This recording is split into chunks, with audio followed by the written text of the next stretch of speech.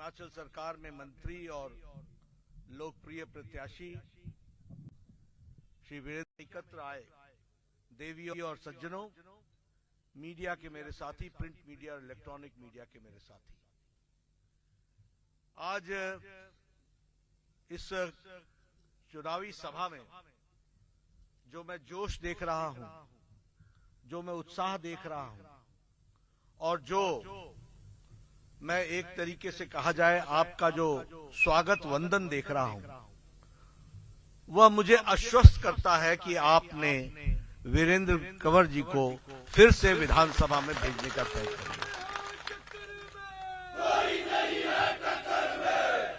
राजनीति में इतना ज्ञान तो मैं रखता ही हूं कि आपकी तालियों की गड़गड़ाहट से समझ जाता हूं कि ताकत कितनी है। इसलिए मैं आश्वस्त हूं कि आपने वीरेंद्र कंवर जी को फिर से विधानसभा में भेजना तय कर लिया है। लेकिन मित्रों, प्रजातंत्र में, चुनाव में हमें मौका मिलता है चीजों को परखने का, जानने का और चीजों को थोड़ा गहराई से जानने का। इसलिए मैं अपना वक्तव्य उन गहरी राजनीतिक चीजों पर आपका आकृष्ट करना चाहूंगा, उसकी तरफ आपका ध्यान खींचना चाहूंगा। सबसे पहली बात, आप देखिए वीरेंद्र कंवर जी लगभग 20-25 मिनट जो भी बोला इन्होंने आपके सामने जो राजनीतिक जीवन में इन्होंने काम किया उसका उन्होंने आपके सामने रिपोर्ट कार्ड रखा। आपने कभी देखा किसी राजनीतिक दल में कि कोई रिपोर्ट कार्ड रखता हो? एक चुनाव आता है, लोग वायदे करते हैं, वायदा खिलाफत करते हैं, चले जाते हैं, नए वायदे लेकर के आ जाते हैं। मुझे अपना बचपन याद आ गया।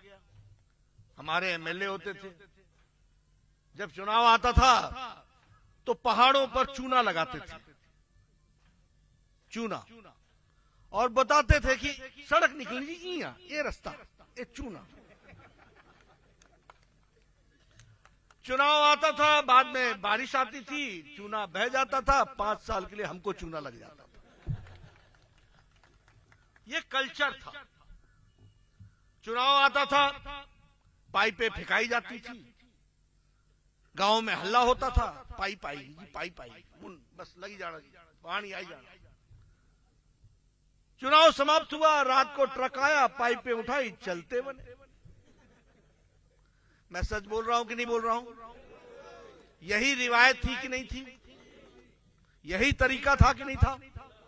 ये प्रधानमंत्री मोदी जी ने देश की राजनीति की संस्कृति बदल दी है। अब जिसको भी आना पड़ता है रिपोर्ट कार्ड लेकर के आना पड़ता। और भारतीय जनता पार्टी का एक एक कार्यकर्ता जब जनता के बीच में जाता है तो किए हुए कामों को लेकर के जाता है। आज आप बताइए, प्रधानमंत्री मोदी जी के नेतृत्व में देश की इज्जत दुनिया में बढ़ी कि नहीं बढ़ी? पीछे से सुनना चाहता हूं, बढ़ी कि नहीं बढ़ी? आप बताइए कि प्रधानमंत्री मोदी जी के नेतृत्व में देश आत्मनिर्भर हुआ है कि नहीं हुआ है? आगे बढ़ा है कि नहीं बढ़ा है? मैं बैठा बैठा देख रहा था, सब लोग बड़े नजदीक बैठे हैं, किसी के मुंह पर मास्क नहीं है। यहां अमेरिका का राष्ट्रपति अभी भी पहले मास्क हटाता है, तब माइक पर बोलता है। यानी अमेरिका, यूरोप, इंग्लैंड अभी भी कोरोना से बाहर नहीं निकले हैं। और मोदी जी ने 9 महीने में 2 वैक्सीन बनाकर 219 crore double dose with booster लगाकर, ट्रिपल, यही मैंने कहा, double dose plus booster, double dose plus booster, 3 dose लगा के सुरक्षा कवच पहना के आपको एक तरीके से कोरोना मुक्त कर दिया है और आगे हम बढ़ चले। अभी बिलासपुर में आए थे वो एम्स का उद्घाटन करने के लिए। हमने कहा मोदी जी ने ये कर लिया, मोदी जी ने ये किया। उन्होंने कहा मोदी ने नहीं किया, ये आपने किया, क्योंकि आपने सही समय पर सही बटन दबाया, इसलिए मुझे ताकत दी, और उस ताकत ने ये करके दिखाया है, ये सबको समझना होगा। इसलिए यह अधिकार आपका होता है जिसको विकास करना है। आपके मोबाइल में सिम लगता है, सिम कार्ड, यह हम बाहर से लेते थे। आज दुनिया को सबसे बड़ा SIM supplier, chip supplier Bharat बन गया है। आज मोबाइल इंडस्ट्री में, प्रोडक्शन में, मोबाइल बनाने में भारत नंबर 2 पर खड़ा है। इथेनॉल का प्रोडक्शन डबल हो गया, शुगर का प्रोडक्शन 4 गुना हो गया। दुनिया की अर्थव्यवस्था में ब्रिटेन, जिसने हमारे ऊपर राज किया, उस ब्रिटेन को पछाड़ करके हम 5वें नंबर की अर्थव्यवस्था दुनिया में बन गए। और डिजिटल इंडिया हो गया। डिजिटल पेमेंट में 40% जो डिजिटल पेमेंट हो रही है वह भारत के हिस्से में आती है। भारत वो डिजिटल पेमेंट करता है। ये जो खातों की बात कर रहे थे श्रीमान वीरेंद्र जी, ये खाते 25 लाख करोड़ रुपए direct benefit transfer Modi ji ने किया है। बीच में कोई बिचौलिया नहीं है, सीधे पैसा आपके खाते में गया। कितना गया? 25 लाख करोड़। अभी शिमला आए थे 31 तारीख को, 31 मार्च को शिमला के रिज मैदान से उन्होंने एक बटन दबाया था और 15 सेकंड के अंदर 11 करोड़ किसानों के खाते में उन्होंने 2-2 हजार रुपए पहुंचा दिए, 38,000 करोड़ रुपए। ये विकास की नई कहानियां हैं, ये विकास के नए आयाम हैं। और चुनाव में जब हम जाते हैं तो हमको इन सारी बातों को ध्यान में रखना पड़ता है कि बटन सही जगह दबता है तो परिवर्तन होता है, बटन सही जगह दबता है तो विकास होता है, और बटन कहीं गलत जगह जब दबता है तो शराब के धंधा शुरू हो जाता है।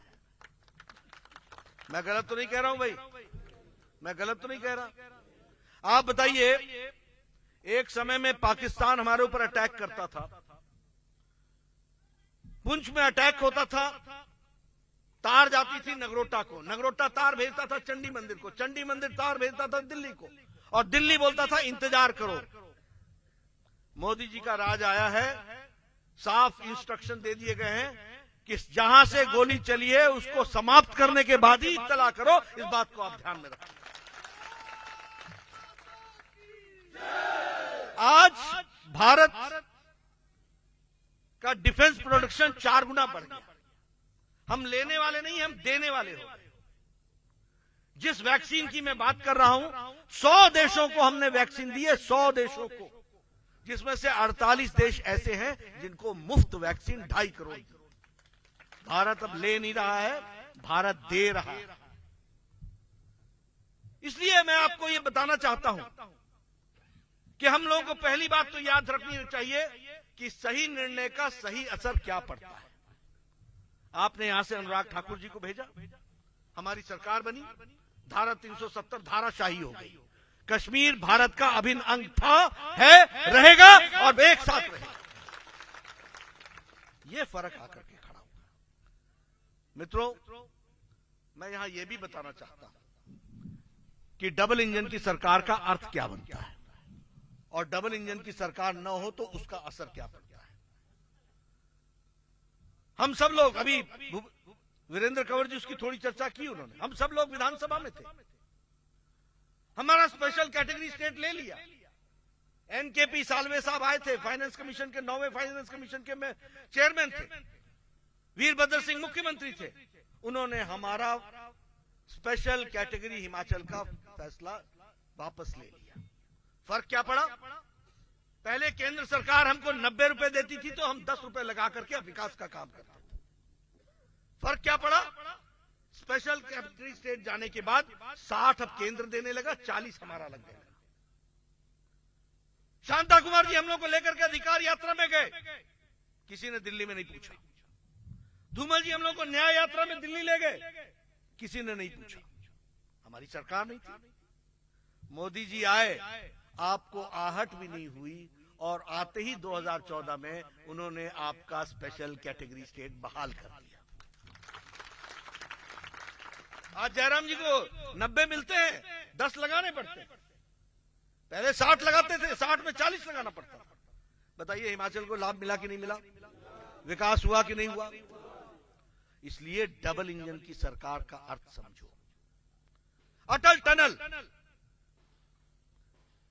एक अर्जुन गोपाल होते थे अटल जी के मित्र, उन्होंने बताया कि भारत के डिफेंस के लिए और लद्दाख लेह के लिए और लेह के साथ साथ लाहौल स्पीति के लिए जो 6 महीने बंद रहता है, 5 महीने आप रसद पहुंचाते हो, ट्रक के ट्रक जाते हैं और वो रसद लेकर के वहां आगे तक जाते हैं।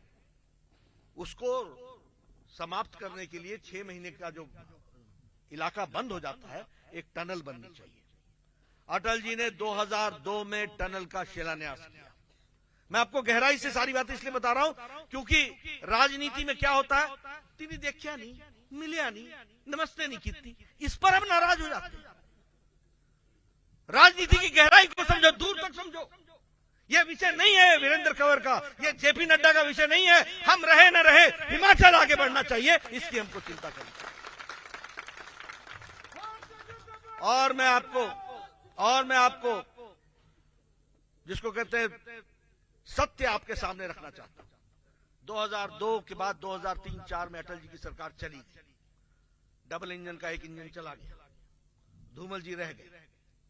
2002 से लेकर के 2005 तक, 2014 से लेकर के 2014 तक अटल टनल का एक तो सोनिया गांधी ने शिलान्यास भी किया, बाद में काम कितना किया, 1300 मीटर की सुरंग निकाली, 1300 मीटर। मोदी जी 2014 में आए, अटल जी मुझे 2003-4 में उन्होंने मेरे से पूछा था कि मनाली आए थे, उन्होंने मेरे से पूछा कि भाई ये टनल का क्या हुआ, मैंने कहा काम रुक गया। तो अटल जी ने कहा था वह पत्थर जो मैंने वहां लगाया है वो मेरे सीने पर पत्थर है। मोदी जी को जब पता चला 2014 में जब वो प्रधानमंत्री बने, 3 साल के अंदर अटल टनल बना करके आपको दे दिया। नीचे जयराम जी की सरकार थी, ऊपर मोदी जी की सरकार थी। 3 साल में 10 किलोमीटर का टनल बना करके भेज दिया। आज 12 महीने लेह लद्दाख तक हमारी गाड़ियां जा रही हैं, विकास का नया काम हो रहा है, लाहौल स्पीति 12 महीने जुड़ गया। ये रेलवे लाइन, वीरेंद्र जी आप कब से बोल रहे हो इस रेलवे लाइन के लिए? मोदी जी प्रधानमंत्री 2014 में बनते हैं, 2015 में कैबिनेट कमेटी, मंत्रिमंडल का एक छोटा कैबिनेट होता है, वो कैबिनेट कमेटी ऑन सिक्योरिटी बोलती है। उसमें वित्त मंत्री होते हैं, गृह मंत्री होते हैं, प्रधानमंत्री जी उसके चेयरमैन होते हैं, उसमें फाइनेंस मिनिस्टर होते हैं, ऐसे 3-4 विदेश मंत्री होते हैं। ये 4-5 मंत्री मिलकर के सिक्योरिटी के इश्यूज को डिस्कस करते हैं। तो कैबिनेट कमेटी ऑन सिक्योरिटी ने 2015 में लेह तक की रेलवे लाइन की स्वीकृति दे दी, लेकिन 2015 से लेकर 2017 तक वीरभद्र जी ने जमीन के लिए परमिशन नहीं दी। मामला लटका रहा। डबल इंजन की सरकार बनी, 2017 में जयराम जी आए, जमीन का काम शुरू हुआ, वीरेंद्र कंवर दिन रात एक करके लगे और अब लेह लद्दाख तक का काम शुरू हो गया। पटरी लगाने का टेंडर शुरू हो गया, जमीनों का कंपनसेशन देने का काम शुरू हो गया। मैं सही बोल रहा हूं कि नहीं बोल रहा हूं? ठीक बोल रहा हूं कि नहीं बोल रहा हूं? ये जमीन पर फर्क पड़ता है डबल इंजन का। इसका फर्क नहीं पड़ता है कि जेपी नड्डा ने माला पकड़ी कि नहीं पकड़ी, मिला कि नहीं मिला। फर्क इस बात का पड़ता है कि आपके हित के लिए सही लड़ाई सही समय पर किया कि नहीं किया, ये इस बात की फर्क पड़ता है। मैं राजनीति में बहुत कड़वी बातें भी करता हूं और मैं सीधी सीधी बात बताता हूं। हमारा हाइड्रो इंजीनियरिंग कॉलेज, धूमल जी मुख्यमंत्री थे, मैं मंत्री था, मैंने कहा हाइड्रो इंजीनियरिंग कॉलेज चाहिए। उन्होंने कहा एनटीपीसी एनएचपीसी से बात करते, बुलाया गया, एमओयू साइन हुआ, हाइड्रो इंजीनियरिंग कॉलेज बना नहीं। मैं दिल्ली चला गया, 2012 में सांसद बन गया। मैं मौली साहब के पास गया, वीरप्पा मौली नाम, इन्होंने जैसे खड़गे साहब कहा वैसे वो वीरप्पा मौली भी उसी स्टेट से, वो पावर मिनिस्टर थे। वैसे वो पेट्रोलियम मिनिस्टर थे, लेकिन पावर भी उनके पास। मैंने कहा हाइड्रो इंजीनियरिंग कॉलेज का आकर के शिलान्यास तो कर दो। No no no no no no no. मैंने कहा why why why? Virbhadra does not want. मैंने कहा the time will come when Virbhadra will not be there and you will also not be there, but hydro engineering college will be there. समय आएगा ना आप रहोगे ना वो रहेंगे, लेकिन हाइड्रो इंजीनियरिंग कॉलेज बनेगा। डबल इंजन की सरकार आई और हाइड्रो इंजीनियरिंग कॉलेज बनेगा। ये फर्क पड़ता है, इसको समझना होगा, अपने हितों की रक्षा करनी होगी। आप बताइए, हमको अपने स्वास्थ्य मंत्री बनाया, सैटेलाइट सेंटर दिया कि नहीं दिया? उसका टेंडर हुआ कि नहीं हुआ? बिलासपुर एम्स दिया कि नहीं दिया? भगवान न करे कोई बीमार हो, लेकिन अब आपका ऑप्शन है, इस पास से जाइए या उस पास से जाइए, और पीजीआई से अच्छा इंतजाम करें। 5 साल के अंदर प्रधानमंत्री मोदी जी ने 1475 करोड़ रुपए का वो एम्स बनाया है। दिल्ली के एम्स से ज्यादा मॉडर्नाइज बना है। 22 ऑपरेशन थिएटर है वर्ल्ड क्लास स्टैंडर्ड के। वो विकास का तीर्थ है, लेकिन विकास के तीर्थ को हासिल करने के लिए 2014 में और 2019 में आपने सही जगह बटन दबाया था, तब वो विकास का तीर्थ बना। मैं उतरा तो मैंने वीरेंद्र कंवर को बोला, मैंने कहा ऐसा जरा दसो मुझे कि सड़क की थी, केड़ी सड़क थी? पानी की तरह, मखमल की तरह, दनादन। किसी की भी स्पीड 80 से नीचे की नहीं, किसी गाड़ी की स्पीड 80 से नीचे की नहीं है। और मैं तो इस पर चलने वाला रहा हूं ना, ठड़ा ठल।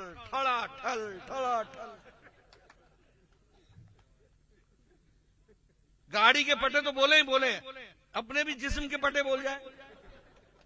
ठीक बोल रहा हूं कि गलत बोल रहा हूं? एक गाड़ी आई नहीं कि दूसरी उतरी नहीं, दो तो चल ही नहीं सकती। और कई बार मेरे को लोग मिल जाते, बोलते मिंजो क्या मिला?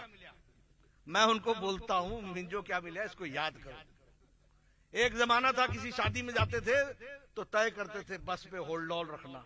ये 20 साल पुरानी सुना रहा हूं आपको, होल्ड ऑल रखना, राती रहना जी। आजकल देखो 3-3 शादियां, 3-3 बरातें एक रात में कवर करते हैं। कोई सेल्फ मारता है, कोई किक मारता है, फटाफट चले हुए।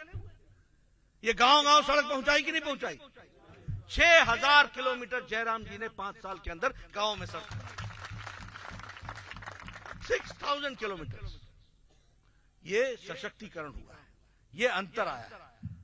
मैं खुद अभी परसों में गया था अपनी बावड़ी को देखने के लिए, अपने घर में जमीन में। पहले बाल्टी लेता था, साबुन लेता था, साथ में एक तेल की शीशी लेता था, पुआरना रखता था, नहाने जाता था, लौट के आता था, जितना नहाया नहीं होता था तो पसीना लेके आता था, पंखा चला करके सुखाता था तो कपड़े पहनते थे। आजकल सबको जिसके पास जाओ, वॉशरूम बाथरूम, वॉशरूम बाथरूम, 3-3 टंकियां बना रखी है, एक अंडरग्राउंड भी बना रखी है। और ये अलग बात है कि मिलेगा तो पानी कभी कभी कम हो जाता है, कभी तृप्त होना तो बड़ा मुश्किल होता है। लेकिन अब वीरेंद्र कंवर जी के साथ में गया था, यहां आ रहा था, वो रामदास मलंगड़ जी उस समय एमएलए थे और मैं विपक्ष का नेता था। 3 जगह बहनों ने मेरे को रोका, 3 जगह पर, और क्या कहा?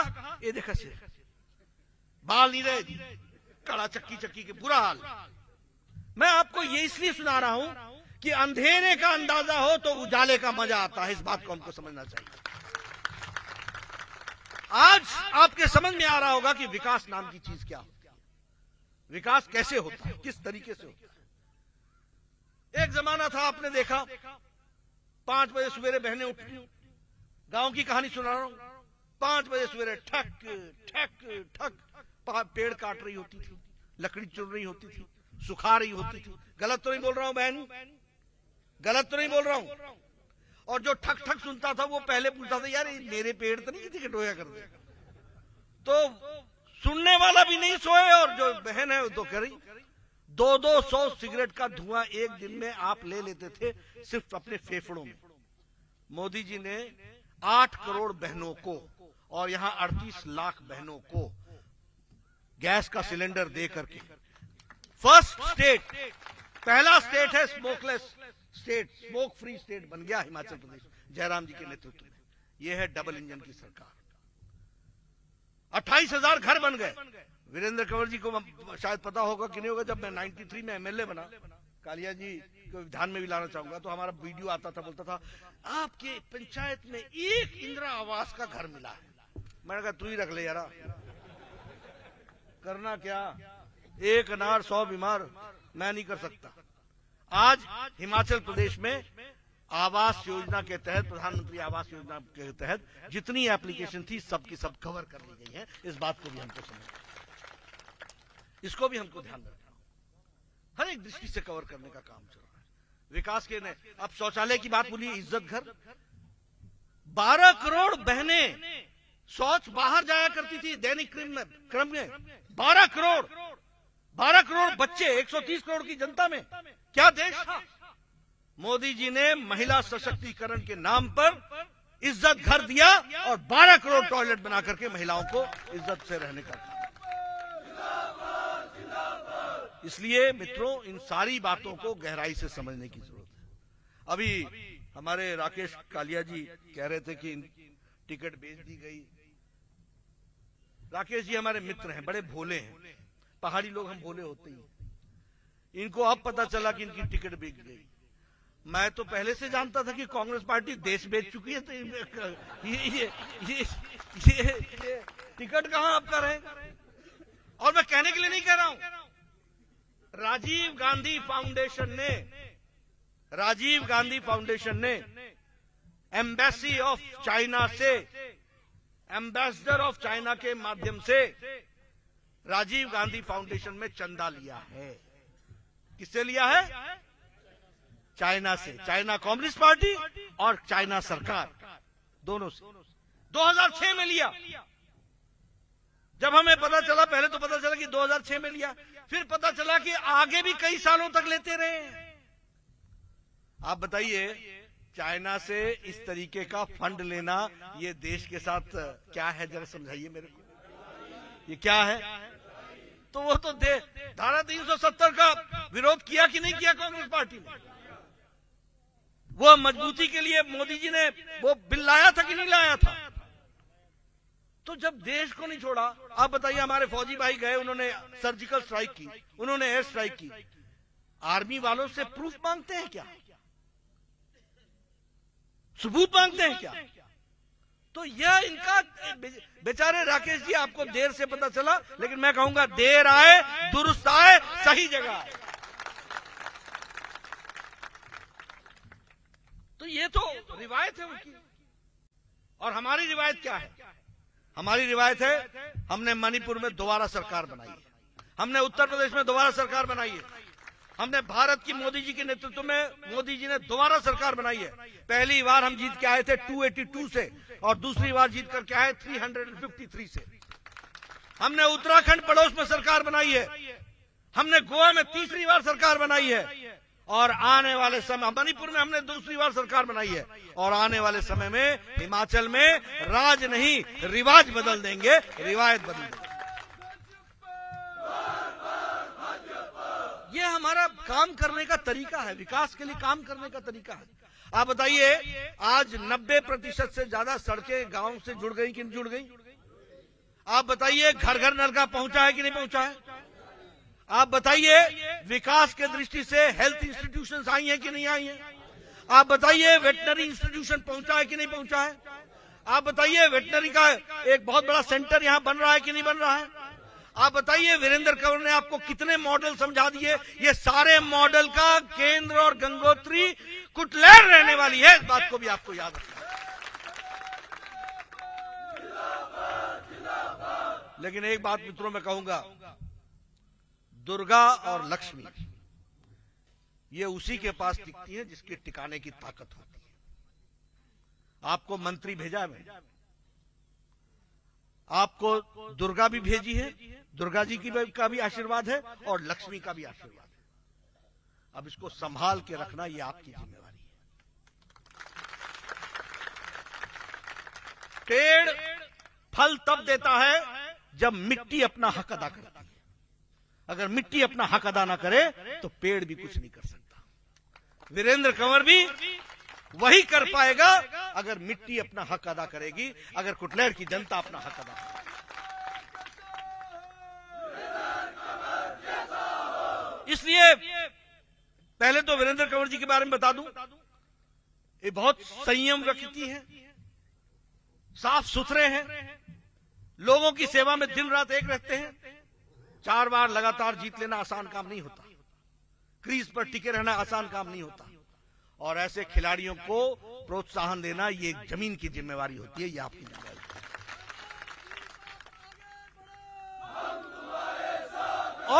और उसके साथ में एक और बात भी कहना चाहता हूं कि अगर आप चाहते हैं कि इस इलाके का विकास और तीव्र गति से हो, तो ये आपकी जरूरत बन जाती है कि आप उन लोगों से बचें जो 5 दिन के लिए आकर के जादुई करते हैं ना, सुन होता है ना, बोल जमूरे सुन जमूरे, इनसे जरा बच के, जरा साइड हट के। 8 तारीख तक आप इनकी रक्षा कीजिए, 8 तारीख के बाद ये नई किस्त लेकर के आपकी रक्षा करेंगे, ये हम आपको बता रहे हैं। इसलिए मित्रों, मैं कहने के लिए तो बहुत कुछ बता सकता हूं, बहुत कुछ आपसे चर्चा कर सकता हूं, लेकिन मैं आप सबको एक बात कहना चाहता हूं कि देखिए, राजनीति बड़ी गहरा विषय है, इसमें सामने वाले के मन को समझना जरूरी होता है, और देश की सेवा करनी हो, समाज की सेवा करनी हो, तो सबको साथ लेकर के चलने के लिए हम सबको बड़ा दिल रख करके काम में जुटना पड़ता है। और इसीलिए मैं आप सबको निवेदन करने आया हूं कि आप सारी बातों को गहराई से समझे हैं। आप जानते हैं ये डबल इंजन की सरकार बड़े मुश्किल से आती है, और इसकी किस्त 8 तारीख को रिन्यू होनी है। वह 8 तारीख को रिन्यू किस्त को आपने करना है, और उस आप को करने के लिए त्योहार की तरह निकलिए, स्नान करके इष्ट देवता को याद कीजिए, समय पर पहुंचिए और कमल का बटन दबाइए, अपने पड़ोसियों को बताइए, रिश्तेदारों को बताइए, सबको बताइए, और सबको साथ ले जाकर के इस विकास में अपना भी योगदान कीजिए। यही आपसे निवेदन करने आया हूं। आपने मेरी बात सुनी, आपका बहुत बहुत धन्यवाद।